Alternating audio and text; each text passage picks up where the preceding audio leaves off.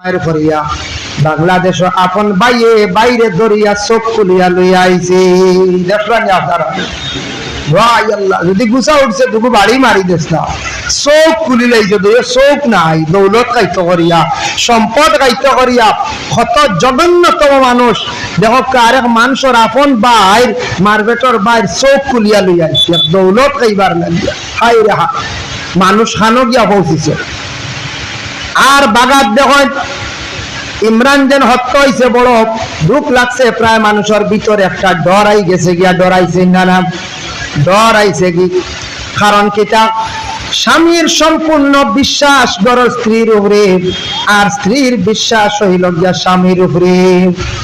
স্বামী স্ত্রীর দৈনন্দিন জীবনের মধ্যে মায়া মহব্বতটা থাকতো, যদি মায়া মহব্বত থাকে না তাদের জীবনটা কাটিয়া যায় না, বেড়াচেরা লাগি যায়। কিন্তু দুনিয়ার এখন বর্তমান বড় কঠিন যুগ, মোবাইলের কারণে বেশিরভাগ বিশৃঙ্খলা দেখা দিছে। প্রায় বিবাহিত মহিলা হল আপন স্বামীরে ছাড়িয়া অন্য বেগানা পুরুষের সঙ্গে চললা। কারণটা কিতা? একমাত্র মোবাইলের কারণে। এর লাগে কিছু সচেতন সারা হওয়ার চেষ্টা করক। বিশেষ করিয়া বাড়িতে কোনো পুরুষরে আউরি না আশ্রয় দেওয়াটা বলা পরে আল্লাহর বন্দেগানি তাত্তা কি অনেক ফ্যামিলি ধ্বংস হয়ে যার গিয়া। দেখো কয়েকজন মহিলায়, এত নিষ্ঠুর মহিলা কিভাবে আপন স্বামীরে যেন বিষ খাওয়াইয়া হত্যা করে লাইলা, কত সুন্দর একটা সংসার রে ধ্বংস করলা। তাই মনে করছেন জীবনে সুখী হয়ে যাবে, আর সুখী নাই, সারাটা জীবন কান খান্দনে যাইব, খান্দন ছাড়া তান কোনো রেহাই নাই। এখন তাকে খান্দন আরম্ভ হয়ে গেছে, বাচ্চাইন বাড়ির টাইম জেলখানা। আরো কয়েকদিন পরে মানুষের তানরে দোষারোপ করবা, দেখার পরে মানুষের চোখ পালাই বা ঘৃণা করবা। আত্মীয় স্বজনের বাড়ির যাইবা, মানুষে কইবা স্বামীরে মারনেওয়ালা মহিলা। এইভাবে সারা জীবন মানুষে দেখিয়া মানুষে ঘৃণা করবা, অপমানিত সব জায়গায় জায়গায় হইবা, সারা জীবন খান্দিবা। ছেলে সন্তান বড় হওয়ার পরে এরা বদনজরে মায়ের দিকে তাকাইবা, কইবা মা গো তুমি কিভাবে আমরা আর বাবারে তুমি এইভাবে হত্যা করলাই। সারাটা জীবন কান্দি কান্দি যাইব, সামান্য ভুলের কারণে আল্লাহর বান্দি সারা জীবনের চিন্তা খান্দন পড়ে গেলাম। কিছু চিন্তার দরকার আছে, কিন্তু মেসেজ আইছে মোবাইলও। দোকানদার হলে খালি কইতে এখন খালাই ডাইল বিকেন না, বুঝবাইছে, খালাই ডাইল ধরাইয়া খাওয়া ভাত দিলাইছে। দোকানদার হলে বুঝির খালাই গুনার ব্যস্ত হাড্ডা না, আজ খালাই ডাইলের দুষ নাই রে বা। এখন এক বেটিয়া খালাই ডাইল ঘুরাই দিল খোসাই, এখন সারা খালাই দুষিনি কোন চায় না। দোকানদার হলে ওর বিপদে বছর খালাই গুনা নিয়া এগুন বিকের না। মেসেজ আইছে হুজুর চূড়া মাতক খালাই এগুন বিকের না। খেওয়ার জন্য নানি বাবা 25 কেজির বস্তা আনি তো 25 কেজি খালাইয়ের দাম কত দিতে, কত দাম নানি খালাই দেয়। এর কারণে এখন খালাইয়ের দোষ না, খালাই কাটুয়া, বুঝতে পারছো নি? তবে খাইতে সময় হিসাবে কাটুয়া বলার হুজুরে ডরও দেখাই দিলেন। এখন বেটিনতে এক জিনিস শিখছ, যদি কিছু বলে ধরো স্বামী হলের কোনো লাইনে আকুশ করতাম চাইতে খালাই ডাইলে ঘুরাইব, খালাই ডাইলের সেন্টে খাইলে বুঝি হইতাম বলার পথ পাইছে না।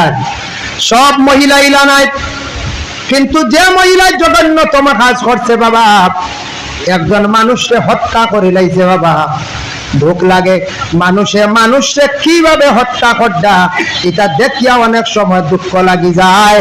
এর কারণে আমি প্রায় সময় নসিহত করি বাবা, আজকে ভারতবর্ষে হোক নিকটবর্তী দেশ বাংলাদেশে হোক, মানুষে জায়গার মধ্যে বাড়িয়াইয়া মারি লাইতরা। আরে নিজে চিন্তা করি অনেক সময় মানুষের দিল কি এত পাষাণ, মানুষে কত জলদি কিলা মারতে পারে বুঝতাম পারলাম না। মারটা নাই সোশ্যাল মিডিয়া দেখা যায় না নি, কিলা মানুষের উপর অত্যাচার চালায়, কিলা মানুষের উপর আক্রমণ করে। একটা ছোট্ট নাকি ছোট্ট প্রাণী আমরার দেশে মাঝে মধ্যে অ্যাক্সিডেন্ট হয়, অ্যাক্সিডেন্ট হওয়ার পরে আমরা তো খাম দুইটা, 1 নম্বর ড্রাইভার ভাইলে মারিয়া ছাড়ানি, আর 2 নম্বর গাড়ি ভাঙ্গা। হলারাজ ড্রাইভার ডে মানলাম, ড্রাইভার যদি ভাই না গাড়ি শেষ, অ্যাক্সিডেন্ট করতো কি ড্রাইভারে। কিছু আমরা দুই আছে রাস্তার ধারো গরু ছাগল দিগরা দেই না দাম, এটা অবৈধ। রাস্তার পাশে গ্রামের পঞ্চায়েতর রোড ছাগল দিগরা দি রাখছেন, বাইকালা যার বেড়া খাইয়া পড়ে। এখন সারা দুষ্কিতা বাইকালা আননি, ছাগল আপনার দিগরা দেওয়ার জায়গা নাইনি, গরু দিগরা দিতে আপনার ক্ষেত্র ছাগল দিগরা দিতে আপনার জায়গা, এটা সরকারি রোড, এটা সব যাওয়ার অধিকার আছে।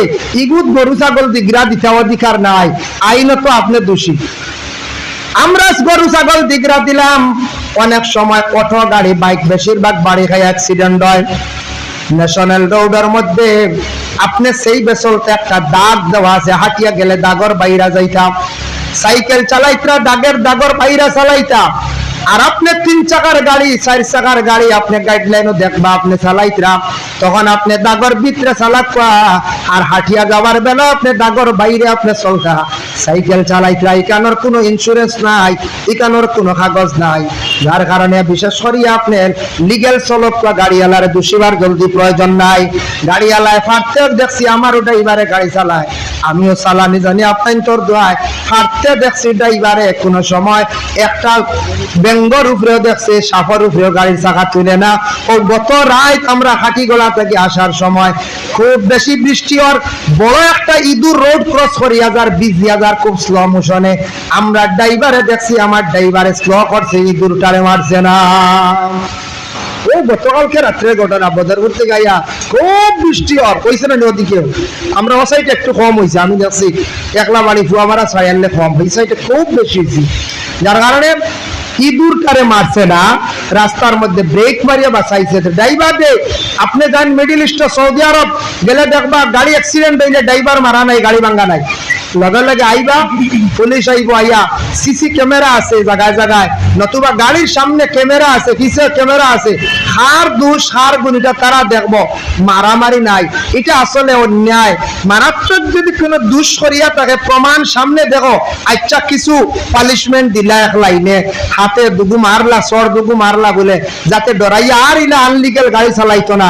আসলে ড্রাইভারে জানি শুনি অ্যাক্সিডেন্ট করে না, ড্রাইভারে জানি শুনি মাশাআল্লাহ সদকা আব্বাস মিয়ার পরিবার না, এর লাগি বিশেষ করিয়া আল্লাহ কেউ আসতে রাস্তার অ্যাক্সিডেন্ট হইলে আমরা ড্রাইভার ভাই রাউরি মারো না যায়, গাড়ি কান বেহুদা ভাঙবেন না, একেবারে আমরা অন্যায় করিলে আমার ধারণা আমরা এটা জলদি দেখতাম না, আর ডুলাইতাম না, আর যারা আইবা সিভা সিভা ইয়ে বকুয়া লাগাবার করিয়া বারবার ডুলানি মহফিল নষ্ট হয়, সময় যা।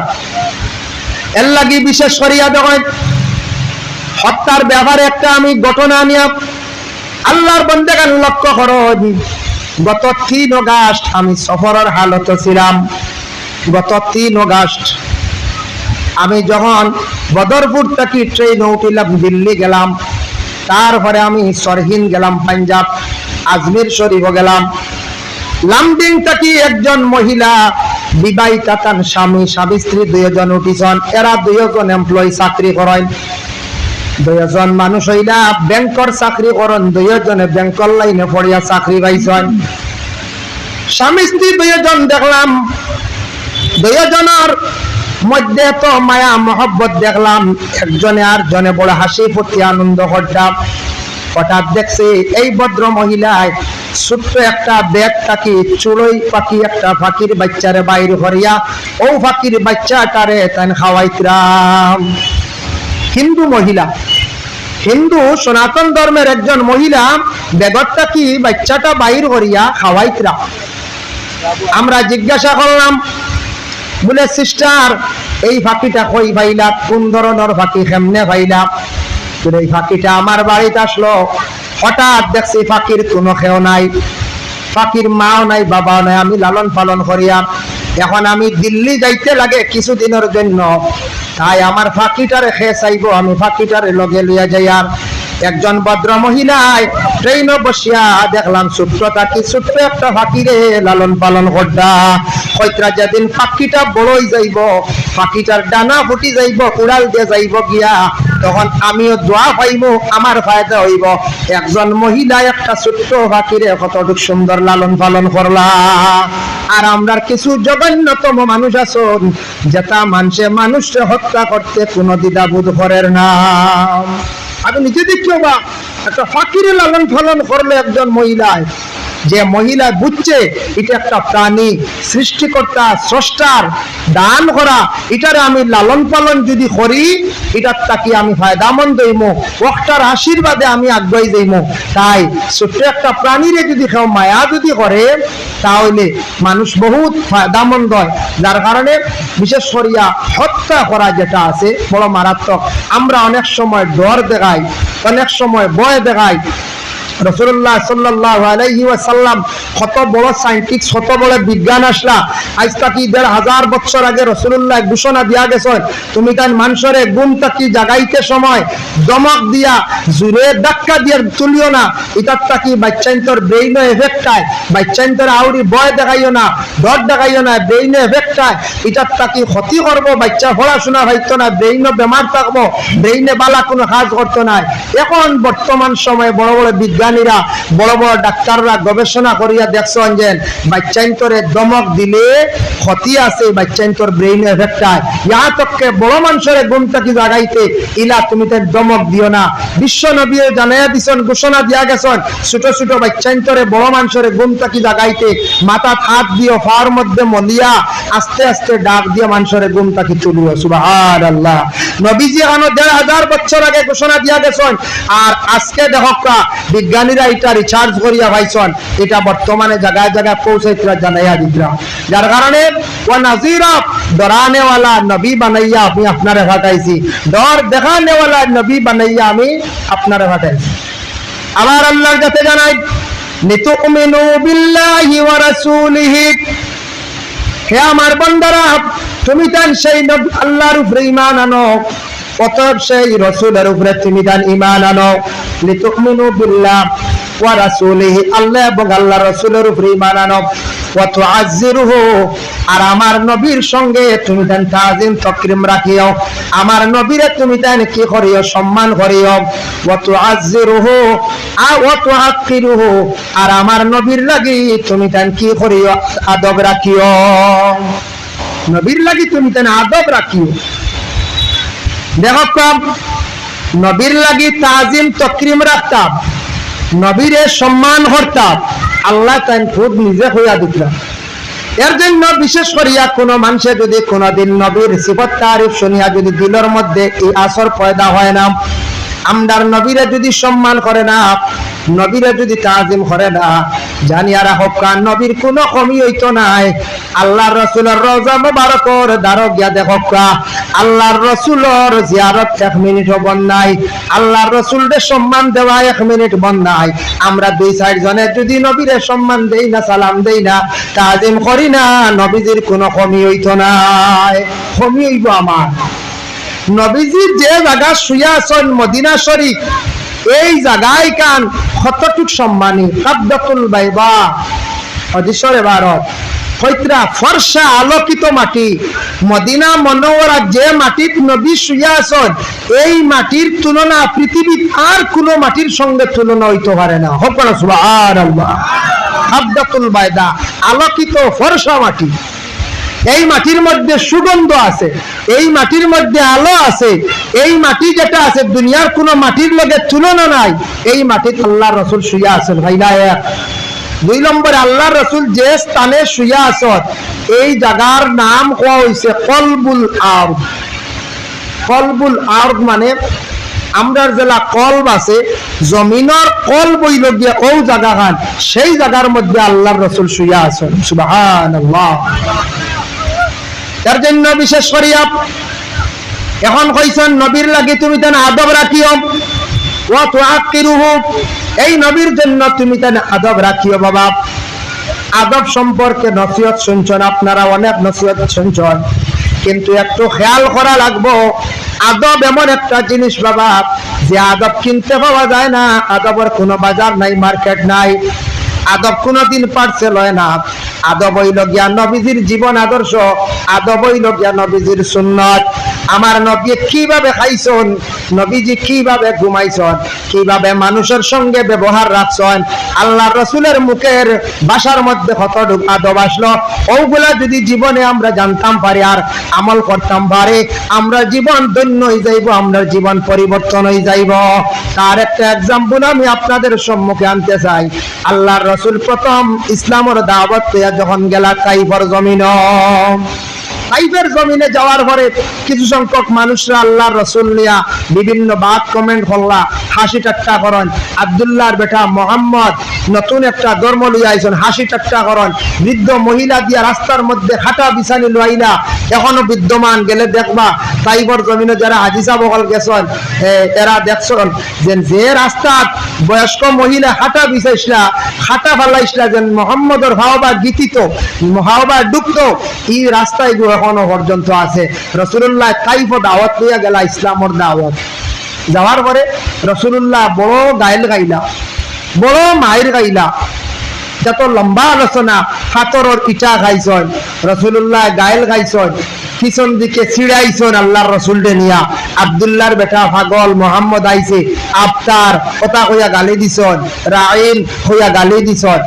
এরপরে আল্লাহ রসুলের সাথীরা কইলা, ইয়া রাসূলুল্লাহ আপনি অত ধৈর্য ধারণ করেন কিলা, অত গালি, অত অপমানিত, আপনি কিলা একটাবার গুড়িয়া তারারে কঠোর কথা হইলা না?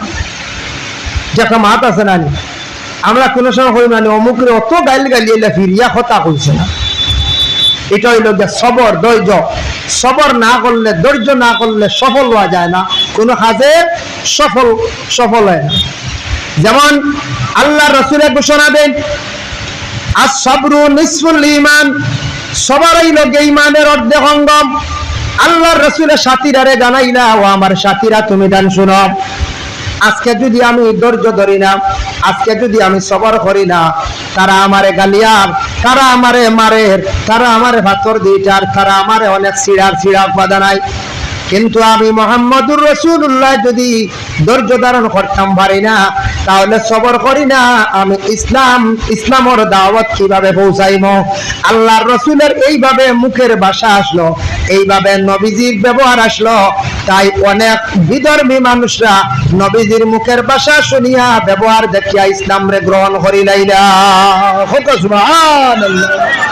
নবীজির মুখের ভাষা শুনিয়া ইসলাম গ্রহণ করছে, হওয়া লাগছে না ইসলামের ভিতরে, ইলা হওয়া লাগছে না, অনেকে ডাইরেক্ট দেখা দেখি ইসলাম গ্রহণ করছে। আমাদের ভারতবর্ষে খাজা গরিবে নওয়াজ মুঈনুদ্দিন আজমিরি রহমতুল্লাহি তাআলা আলাইহি সর্বপ্রথম তাইন পাঞ্জাব বর্ডার হইয়া, পাকিস্তান থেকে পাঞ্জাব বর্ডার হইয়া সর্বপ্রথমে পাঞ্জাবে অবস্থান করলা, পাঞ্জাব থেকে তাই দিল্লিতে গেলাম।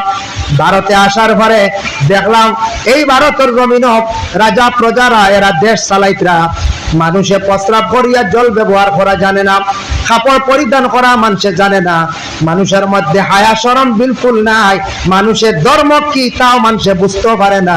আউরি মানুষ এইভাবে চলে। খাজা মুঈনুদ্দিন আজমিরি রহমতুল্লাহি তাআলা আলাইহি সর্বপ্রথম তাদের কাছে গিয়া কি জানাইলা, হইলা আমি আল্লাহর এক বান্দা আইছি, আমি অমুক জায়গা থেকে আইছি, আমার বাড়ি হইল গিয়া খুরাসান, বিশেষ করে আমি মদিনা থেকে আমি আইছি, আমি আপনার কাছে নতুন একটা ধর্মর প্রচারে আমি আইছি, তুমি জান শুনো, নতুন একটা ধর্মর প্রচারে আইছি, ধর্ম বুঝনি। তারা হইলে আমরা বুঝি না, কিতা তোমার ধর্মর রীতিনীতি নিয়ম কি আমরা দেখি হসায়, বলে তুমি তাই দেখিয়া পূজা করো, তুমি তাই দেখিয়া ভাত্তর সজদা করো, তুমি তাই দেখিয়া এইভাবে অন্ধবিশ্বাসী হিসাবে কি ঘটায়, কোন সময় মানুষে হত্যা করিলাও, কোন সময় মেয়ে সন্তান জন্ম হয়ে গেলে নিয়া তুমি তান জিত্তা নিয়া মাটি দিলাও। এটা জাহিলিয়াতের যুগে আসলো, আমাদের ভারতবর্ষেও ছিল বাবা। খাজা মুঈনুদ্দিনের জীবনী পড়িয়া দেখবা এমন অবস্থা আসলো, কেউর কন্যা সন্তান হয়ে গেলে গিয়া এই কন্যা সন্তান দে জ্যান্ত অবস্থায় মাটি দিলাইতাম। তুমি তার মেয়ে সন্তান দে অবহেলা করদায়, মেয়ে সন্তানের মর্যাদা জাননি। আমি যে ধর্ম নিয়ে আইছি এই ধর্মে কইছে মেয়ে সন্তান দে তুমি তাই শ্রদ্ধার পাত্র মনে করতায়, মেয়ে সন্তান দে মায়া করতায়, মেয়ে সন্তান আদর করিয়া ফুলো লইতায়, তুমি তাই মেয়ে সন্তান মারি বেলাইতে। তুমি তান প্রস্রাব করিয়া জল ব্যবহার করো না, পায়খানা করিয়া জল ব্যবহার করেন না। ইলাক সময় আসলো পায়খানার উপরে তারা কাগজ ব্যবহার করতো, এটা এখনো আছে না? আছে, কিছু জায়গাতে আছে, জল ব্যবহার করা নাই। ট্রেনে গেলে দেখবা বিহার, আমরা ভারতের বিহার যে আছে, বিহারের কিছু সংখ্যক মানুষ এরার বদ অভ্যাস, এরা তারার গড়ো তারা জরুরত আদায় করে না, মলত্যাগ করে না। বেটি মানুষ গড়ো, বেটা মানুষ জঙ্গল। ট্রেনের সাইটও ঠিক আসবনের দ্বারো ট্রেনে দেখা যায় গেলে ও পালসার লইয়া আইসে, আইয়া দেখা যায় জঙ্গল পায়খানা হবে। বুঝবাইতেন পালসারের দাম আছে না? পালসার লইয়া আইয়া জঙ্গল পায়খানা করে যা। কতটুক তাদের বদ চরিত্র, বদ আখলাক। কিন্তু বিশ্ব নবী ওখান কইছেন নি প্রস্রাব পায়খানা আড়ালে করো, তুমি এক জায়গা নির্জস্থানে করো। প্রস্রাব পায়খানা যেসা জায়গা করলে জিন্নাতে আক্রমণ করব, যেসা জায়গা প্রস্রাব পায়খানা তুমি যদি করিয়া থাকো তোমার আমল নষ্ট হইব। প্রস্রাব পায়খানা যদি তুমি সঠিকভাবে যদি করো না, পবিত্র হইতে পারতে নাই। আর প্রস্রাব পায়খানা করার সময় যদি আউরি কথাবার্তা করো, এটার তাকে তোমার জিল্লতির জিন্দেগি আইবে। প্রস্রাব পায়খানাত মাতিতা না, গপ করতা না, বলে হরুমো একজন হরুমো গপ শুরু করি, হইতো না। এখন তোর গপ তো মোবাইলও নাই। এখন যদি প্রস্রাব পায়খানার নিশ্চিন্তা কত সময় ফোনে মাতিলে ইমু জিল্লতির জিন্দেগি আইব, অভাবর জিন্দেগি আইব। ইনু মাত খতা না, ইনু খানি না। প্রস্রাব পায়খানা জরুরত আদায় করতে আল্লাহর রসুলে টোটাল নিষেধ করছেন। প্রস্রাব পায়খানার সময় মাত খতা খাওয়া পিয়া কিচ্ছু না। এই দুই হালত আমরা তো এক গুড়োর চলে শুনছি ওলা সিগারেট খাই, এই সময় এক গুড়োর বিড়িও খাই, এই সময় আল্লাহকেও আসতে খাই না জানি। এটা হাইওয়ান দিয়ে তুলনা দেওয়া হয়েছে। হাইওয়ানে একদিকে খায়, অপর দিকে পায়খানা করে, করেন না না করছেন। আমরা তো হাইওয়ান না, হাইওয়ানে নাতি কথা কনেওয়ালা সমুজদার হাইওয়ান আল্লাহ আপনারা আমার বানাইয়া দিছ। আল্লাহকেও আসতে এই বদ আমলটা ছাড়ি দেখবা, জিল্লতি আইব। জিল্লতি মানে বুড়া জিনিসে দেখা দিব, বাদ জিনিসে দেখা দিব, আপনার মুসিবতে দেখা দিব। প্রস্রাব পায়খানার হালত যদি মানুষে এই ধরনের বদ আমল যদি করিয়া থাকে, আল্লাহ রাসূল সাল্লাল্লাহু আলাইহি ওয়াসাল্লামের মায়ের উম্মত হল দেখুন খাজা মঈনুদ্দিনের দিনের দাওয়াত দিলা, সেই ভারতবর্ষের মধ্যে মানুষদের কাছে পৌঁছাইলা, কোরআন দেখাইলা। বলে ওই দেখো কোরআন, এটা হইল ইসলাম ধর্মের মহাগ্রন্থ কোরআন। কোরআনে সবকিছু আছে। কোরআনে ভালো উপদেশ দিছে, অন্যায় জিনিসের প্রতিবাদ করতা, ভালো জিনিসের দিকে অগ্রসর হইতা, খারাপ জিনিস থেকে মানুষদের বিরত রাখতা। কিভাবে মানুষে খাইতো, কিভাবে খাবার পরিধান করত, কিভাবে মানুষে ঘুমাইতো, সবকিছু আমার সেই গ্রন্থের মধ্যে আছে। আর বিশ্ব নবী জনাবে মুহাম্মদুর রাসূলুল্লাহ সাল্লাল্লাহু আলাইহি ওয়াসাল্লামের জীবন আদর্শ কিছু আমি আপনাদের সামনে তুলিয়া ধর্ম। যদি আপনাদের পছন্দ হয় তাহলে তুমি তার নতুন ধর্ম ইসলাম রে গ্রহণ করো। যখন খাজা মঈনুদ্দিনে কোরআন তিলাওয়াত করিয়া শুনাইলা আর ধর্মের কিছু নিয়মগুলা তুলিয়া ধরলা, তারা কইছে রে আমরা কতদিন আউরি চললাম, এই ধর্মটারে গ্রহণ করা আমাদের অত্যন্ত দরকার। ওই সময় আস্তে আস্তে তারা এই খাজা মঈনুদ্দিনের কাছে আসিয়া তারা কলিমা পড়িয়া লগে লগে তারা পাঞ্জাবের জমিন ইসলাম ধর্মরে গ্রহণ করা আরম্ভ করলা। সুবহানাল্লাহ। পাঞ্জাবের কিছু বড় বড় রাজা হলে দমক দিয়ে খাদাই দিলা, নতুন খেয়াইয়া আরম্ভ করছে ইসলামের প্রচার। খাদাও গেছেন দিল্লি খান্ডেরাও এক বাদশা আসলো, সেখানে গেতে নেওয়ার দিনের দাওয়াত দিলাম। এই জায়গাত আবার হাজার হাজার ইসলাম ধর্ম গ্রহণ করলা। এই জায়গাটা কি আবার তাই গেলা আজমির নামক জায়গাত, আল্লাহ রসুলের যে জায়গার কথা ইশারা করিয়া কইসলা সেই জায়গাত গেলাম। লম্বা ইতিহাস বাবা। খাজা মঈনুদ্দিনে এই ভারতবর্ষে আসিয়া কলিমার দাওয়াত দিছেন, ইসলামের দাওয়াত দিছেন। আর আমাদের পার্শ্ববর্তী দেশ বাংলাদেশ, সেই জায়গায় শাহজালাল মুজাররদে আমনি রহমাতুল্লাহি তাআলা আলাইহি, উনার আপন বাগিনা শাহবরান রহমাতুল্লাহি তাআলা আলাইহি, ওরা কি করছেন ইসলামের দাওয়াত দিছেন, কলিমার দাওয়াত পৌঁছাইলা। যার দ্বারা তাদের কাছে নবীজির জীবন আদর্শ দেখিয়া অসংখ্য বিধর্মীরা কি করলা, ইসলাম ধর্মরে গ্রহণ করলাম। তাই বিশেষ করে নবীজি দাওয়াত লইয়া গেছেন, কলিমার দাওয়াত দিছেন, হই গিয়া তাইবার জমিনে বহুত মায়ের গাইলা, কিন্তু নবীজি বড় সবর ধৈর্য ধারণ করছে, ধৈর্য ধারণ করলা। ধৈর্য না ধরলে মানুষ কামিয়াব হইতে পারে না, এখান জানিয়া রাখবা। যার ধৈর্য নাই এই মানুষ জীবনে কোনো কাজও কামিয়াব হইতে পারতো না, ধৈর্য লাগবে। কারণ ধৈর্যকারীর আল্লাহ কইছেন, নবীজি কইছেন ইমানের অর্ধেক অঙ্গ, আর কোরআন আল্লাহ কইছেন ইন্নাল্লাহা মাআস সাবিরিন। ধৈর্য হইল গিয়া ধৈর্যকারীর সাথে আমি আল্লাহ থাকি, আমি আল্লাহর ধৈর্যকারীর সঙ্গে থাকি। এর জন্য ধৈর্য মানে সবর, যেটা এটা ইমানের অঙ্গ। প্রত্যেকে আপনার আমার ধৈর্য ধরতাম। ধৈর্য দেখেন, উদাহরণ দুই একটা দুনিয়াবী উদাহরণ আপনাদের সম্মুখে আমি তুলতে চাই। দেখেন, মনে করব কোন এক যুবক ভাইয়ে পড়াশোনা বাদ দিলাইছেন, ক্লাস 7 পর্যন্ত পড়িছেন, মেট্রিক পর্যন্ত দিছেন। এখন বাবা কইছেন, দেবা তুমি তো পড়া বাদ দিলাইছো, কোনো কাজ শিখো। হাতের যদি কোনো কাজ থাকে না, তাহলে মানুষের তেমন কোনো জমিন মূল্য থাকে না।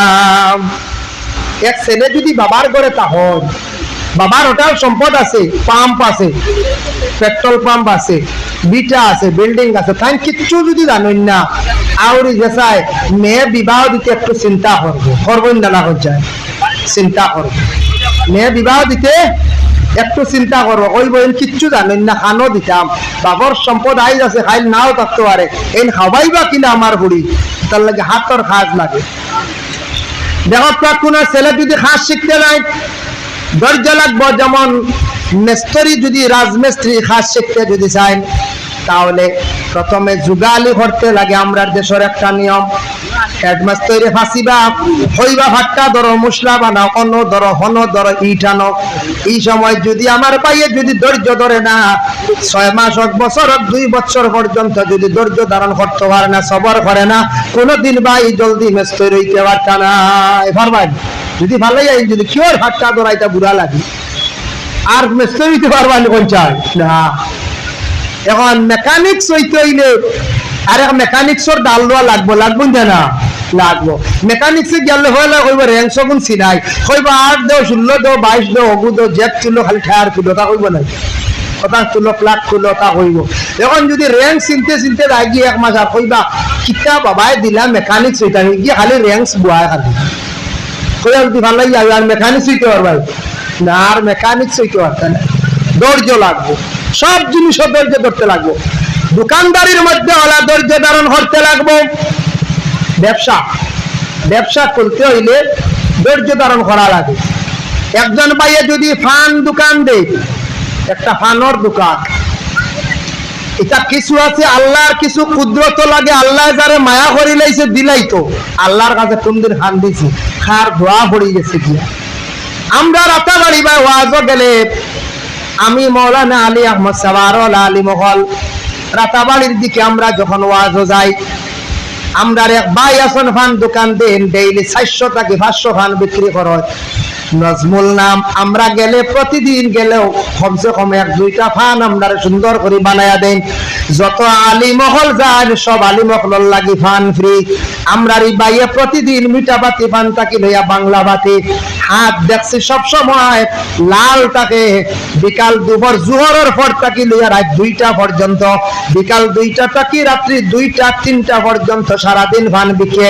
সমাজ হম বাইয়ে কইছেন বলে সমাজ হম 500 নিচে ফান বিক্রি করে, উর্দে আরো বেশি আছে।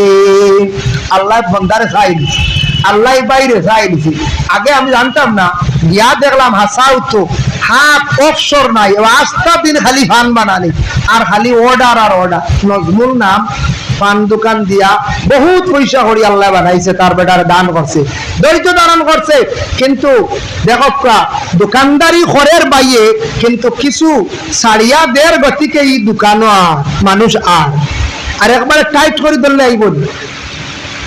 আমরা নিলাম বাজার সেন্ট্রাল ফার্মেসি আপনি পরীক্ষা করি দেখবা, আগামী দিন যাইবা কিছু ঔষধ আনা যাইতা না অত দূর হয় গিয়া আপনি 700 টাকার মেডিসিন লইবা 720 টাকা হইতা না, দাম দর নাই, আপনার 700 রাখবো 20 টাকা মাইনাস লাগার। ফার্মেসি কত আছে? নিলাম বাজার করিমগঞ্জ আছে।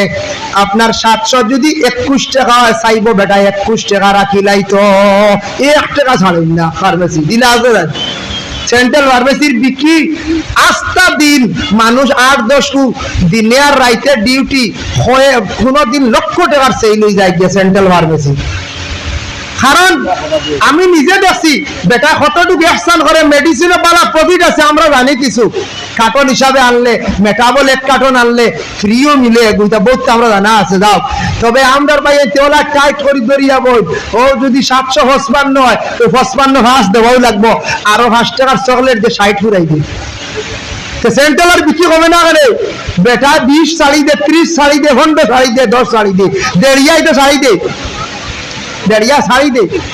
কিছু দোকানদারি করতে হইলে বাইরে মাঝে মধ্যে কিছু যদি আপনি কনসিডার করেন আপনার দোকান উন্নত হয়ে যাইব গিয়া ভাই। যার কারণে বিশেষ করিয়া দয়া করিয়া আল্লাহকে ওয়াস্তে ব্যবসা বাণিজ্যের মধ্যে আপনি যদি কামিয়াব হইতা চান, ব্যবসা বাণিজ্যের মধ্যে যদি কামিয়াব হইতা চাই, জীবনে আপনি ধৈর্য ধারণ করতে লাগবো, নতুবা না।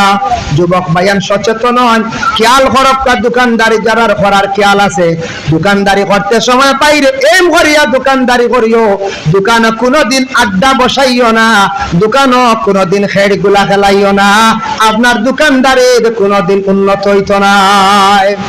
দোকানদারি করতে আপনি বারে ক্যারেম বোর্ড খেলাইতরা, এক কাস্টমার আইয়া দেখবো মাজন নাই, কইব এই দোকানের মাজন কই, আর একজনে কইব ও খেলাত কান খেলাতে কইতরা 1 মিনিট বক্ক আইছি, ও বেটা যেন 1 মিনিট বইয়া আই ফান দিয়ে গেছে, আর একদিন আর আইতো না, কইব এই দোকানে কিতা করতা, এই বেটা হন গাছর তো লাগে খালি খেড়ে গেলায়, ও শেষ ফান এগু মায়না চুইস। বুঝাইছো দোকানদারি করতে খেয়ে কি রে, দোকানদারি লাগলা দেখা যায় ভিতরে চায়ের মাথা এখানে লুটবি শুরু করিচ্ছ। বুঝাইছেন তোমার দোকানদারি কি লাগবাইব, বালা মানুষে দেখি আর আইতো না, আর একদিন ভান খাওয়াত, আর একদিন কিচ্ছু নেওয়া পাইতো না, কইব এই দোকানের লুটবি চলে রে, দা খেয়েই চলে, আর এক ধরা পাইতো না। শেষ দোকানদারি করতে হইলে খেয়ে না, দোকানও আড্ডা না, বড় গান বাজনা এটা বাজাই না পারে। ও আমি গত আজমির যাওয়ার সময় দিল্লি নিজামুদ্দিন সিনাইয়া দিয়ে আপনারা গিয়া দেখবা, দিল্লি নিজামুদ্দিন রোজার ডুবতে হাতর ডাইনে না লাগাতার 3-4টা হোটেল আছে, তন্দুরের রুটি, আপনার ছাগলের মাংস, মহিষের মাংস দিয়া খুব ভালো হোটেল এগুলো চলে। ওলা মুরব্বী মানুষ কেশব একদারে কোরআন শরীফ সামনে কেশ, বেটা তিলাওয়াত করে পয়সা লর, ও আল্লাহর কালাম তিলাওয়াত করার বইয়া, বেটার বিক্রি হইতো না, রুজি হইতো না, আমরা হইতো বড় বড় ট্যাপ লাগাইয়া বুয়া ওই ফটো যায়। এর লাগি বাইরে দয়া করিয়া সব জিনিসের ধৈর্য লাগে ভাইয়ান, দোকানদারি করবা জানিয়া রাখিও, ব্যবসা বাণিজ্য করতে খেয়াল আছে যারা, বিশেষ করিয়া দোকান দেয়, দোকানদারি করতে সময় আউরি উচ্চ সুরে গান বাজাইও না, গান বাজনার কারণে ফরিস্ত গলা শূন্য। দোকানদারি করবা বাইরে এই সময় তুমি কি করিও না, আউরি খেলা খোলা করিও না, দোকানও বেশি আড্ডা ফাটিও না। সাইবস্তর মানুষ তোমার দোকানও কোনোদিন আর আসতো না, একবার আসিয়া গেলে আর একবার আসার চেষ্টা করতো না। এটা কিছু টেকনিক খেলাইতে লাগে, এটা জিনিসে আমরা ক্ষতি হয়, আমরা মাইনাস পয়েন্ট দেখায়, যার কারণে ব্যবসা বাণিজ্য করই হক হালাল হিসাবে করই, আল্লাহর উপরে তাওয়াক্কুল রাখই, বিকি শিখি এমনি হইব, মানুষ এমনি আইবা, বইয়া পড়ো, অবসর সময় পড়ো, আর টাইম টেবিলে দোকান খোলা বন্ধ ঠিক রাখিও। বলে আজ খুললাম গে সকাল 10টা, খাইল 2টা, পরশুদিন 3টা, আজকে একদিন 11টা, মানুষ এখানের কোনো টাইম টেবিল ঠিক নাই, এখানে গিয়ে হওয়া যায় না, হমুক লাগার যাই গিয়ে এখান প্রত্যেক দিন সকালে 7টায় খুলে আর রাত 10টায় বন্ধ হয়, এখানে আর মিস নাই হন এই বাগিচার মানুষ লস হয়ে রানি হইচাল, লস হইব যে আউরি দোকান খুলিয়া আউরি খুলে না আউরি বন্ধ করবে। বুঝাইছেন ও কইবা বলে আজ বন্ধ করে যাইতাম গে, তা বাটো আছে নৌকা দৌড়ে, একদিন মানুষে খাইতা নাই, নৌকা দৌড়ে গেছলাই বাক্কা বাড়ি গাই দিবা। এর জন্য আল্লাহ কেউ আসতে সব জিনিসের মধ্যে ধৈর্য ধারণ করতে লাগবো বাবা, ধৈর্য ধারণ আমার নবী সবর করছেন। ও আল্লাহর হাবিব সাল্লাল্লাহু আলাইহি ওয়াসাল্লামের মায়ের উম্মত হন, নবী যে দিন প্রচার করতে কত কষ্ট করলাম, মায়ের খাইলা গাইল খাইলা, আমরা ওই নবীর দিন পাইলাম, দিনটা টিকাইতে গিয়া এই দিনের জন্য আমরাও কিছু মেহনত করতাম, কষ্ট করতাম। আমরা নবীর দিনের লাগি কতটুক করিয়া দিনের খেদমত হইল, মসজিদে যাও কিছু খেদমত করো, মাদ্রাসায় যাও কিছু খেদমত করো, মাদ্রাসার প্রতি একটু লক্ষ্য করো, মসজিদে মাঝে মধ্যে সময় দাও খেদমত করো, মসজিদে যদি বেসরি খেদমত করো আল্লাহ এ সম্মান মর্যাদা বাড়াইবা, মাদ্রাসায় খেদমত করো নবীজির মন রুহানি খান আপনার উপরে খুশ হইব। দিন ইসলামের খেদমত নিয়োজিত হইছ, আপনি মরার পরে মানুষে খুব বেশি আফসোস করবা। আবার আল্লাহ ঘোষণা করেন ওয়া তুসাব্বিহুহু বুকরাতাও ওয়া আসীলা। আল্লাহ পাক রব্বুল আলামিন তান বান্দাগুলোর জানাই দেন, ও আমার বান্দাগণ, তুমি তান সকাল এবং বিকাল আমি আল্লাহর তাসবিহ জপ, সকাল বিকাল তাসবিহ জপ, তুমি তান সকাল আর বিকাল।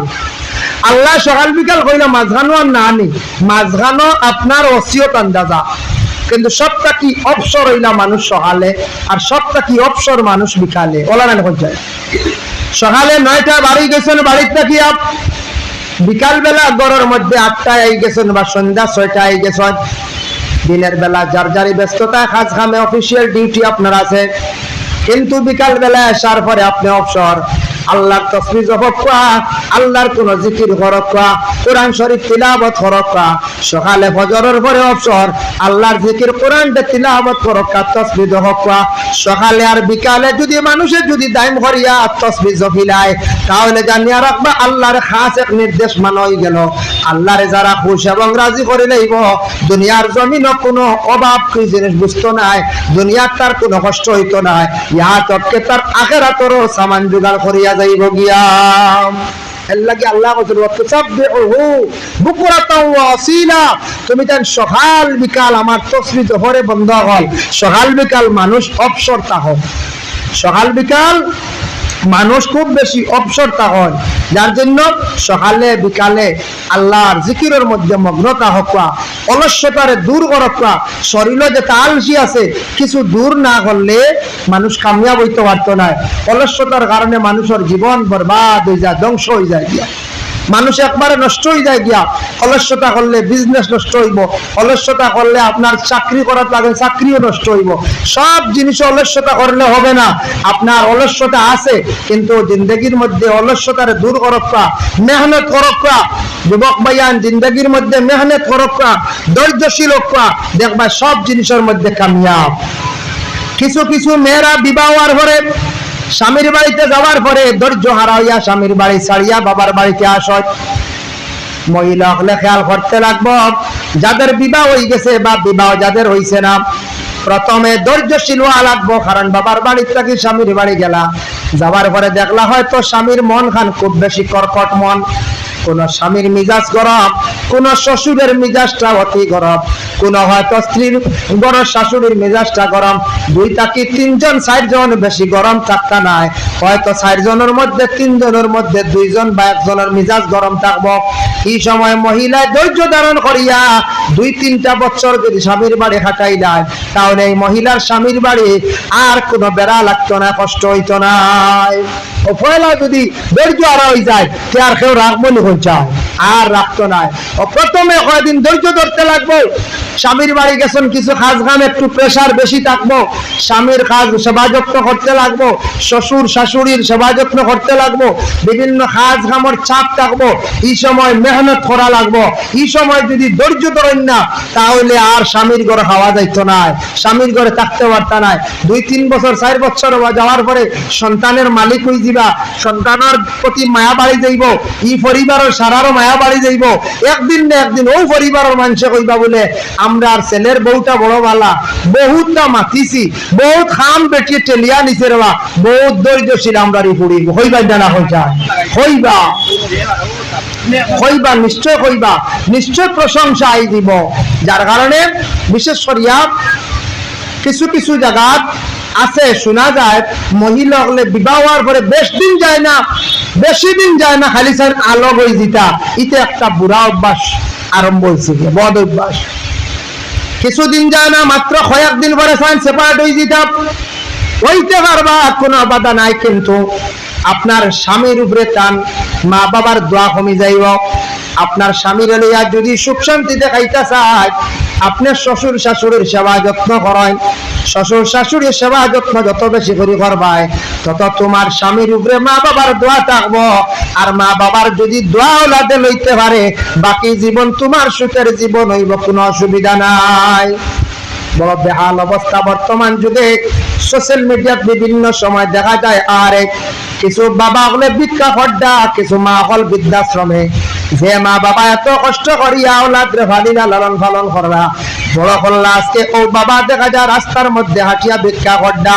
ছেলে 2 জন টাকা সত্ত্বেও ভিক্ষা করডা বাবা জানিয়া রাখবাই না ফরমান আওলাদ হলে বাবারে খাওয়াইত্র না চাইত্রা না আল্লাহ তাদের বদলাই দুনিয়ার জমিনের মধ্যে একদিন লইবা দুনিয়ার জমিনে বদলাই হইব 2 বাবা 2 আওলাদ থাকতে বাবাই দেখা যায় ভিক্ষা করডা কোন সময় ইলা পাওয়া যায় আর কোন জায়গাতে আছে ইলা মা হলে কষ্ট করডা আওলাদ 2 জন টাকা সত্ত্বে হোক কিবা তো 1 জন টাকা সত্ত্বে হোক ছেলের বড় কারণে এই বাড়ি থাকতে পারডা না আর ছেলে কোন সময় গালিগালাজ করে ছেলের বড় নির্যাতন যারা সম্ভব না তখন গিয়া মা গিয়া ও পুরীর বাড়ি খোয়া দিন হো পুরীর বাড়ি খোয়া দিন এইভাবে মহিলার কান্দি কান্দি জীবন খান্তা যার পরে নিষ্ঠুর আওলাদরে জানিয়া রাখো তুমি আওলাদ বালিত্রা তুমি একটু অনুভব করো তোমার মায়ে কত দুঃখ তোমারে কষ্ট করিয়া ভালিজন এর বদলাই আল্লাহ দুনিয়ার জমিনে একদিন লইবা আর কয়েকদিন আগে একটা ঘটনা দেখলাম বাংলাদেশও বাবা আমি ভারতবর্ষ ইলাও জঘন্যতম ঘটনা আছে খালি বাংলাদেশ নয়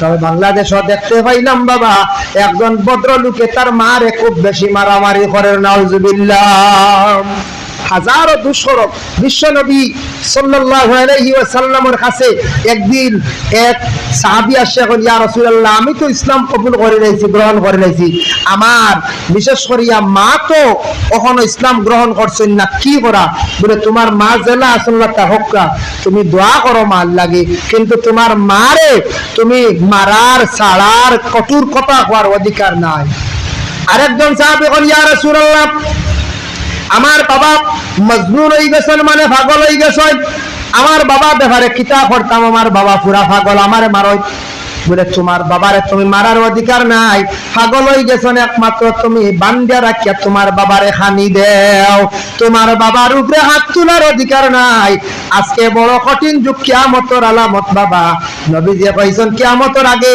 আওলাদে বাপ হকলর উপরে মা হকলর হাত তুলবা এখন দেখা যায় অনেক জায়গাতে আওলাদ হকলে মা বাবার উপরে আক্রমণ করডা মাড্ডা হায় রে হায় যার কারণে বিশ্ব নবী কইছেন তোমার মারার অধিকার নাই তোমার মা বাপরে বান্দিয়া রাখিয়া তুমি খাওয়াও ঔষধ দরকার লাগলে ঔষধ করো যেটা হেফাজত করা লাগে করো কিন্তু তোমার মারে বাবারে তোমার মারার অধিকার নাই নবীজি কইছেন তাই নবীজির হুকুম যদি আমরা মানি না আল্লাহর হুকুম যদি মানি না তে আমি দিন মানলাম না কই যায় দিন মানা হইল নি বলে না দিন মানা হইছে না যার জন্য বিশেষ করে আল্লাহর বান্দাগান জনাবে মুহাম্মদুর রাসূলুল্লাহ সাল্লাল্লাহু আলাইহি ওয়াসাল্লাম এই নবীর আগমনের সময় এই নবীর তশরিফ আনার সময় ফেরেশতা হলে খুশি করছেন শয়তানে খুব বেশি খান্দা কুটা করছে কারণ শয়তানের ক্ষতি হয়ে গেছে গিয়া এই যে বিশ্ব নবীর জন্ম দিবসের ঈদে মিলাদুন নবী মাহফিল আয়োজন করছেন ছেলেরা বড় মেহনত করিয়া আপনারা সহযোগিতা করছেন বাবা এই ধরনের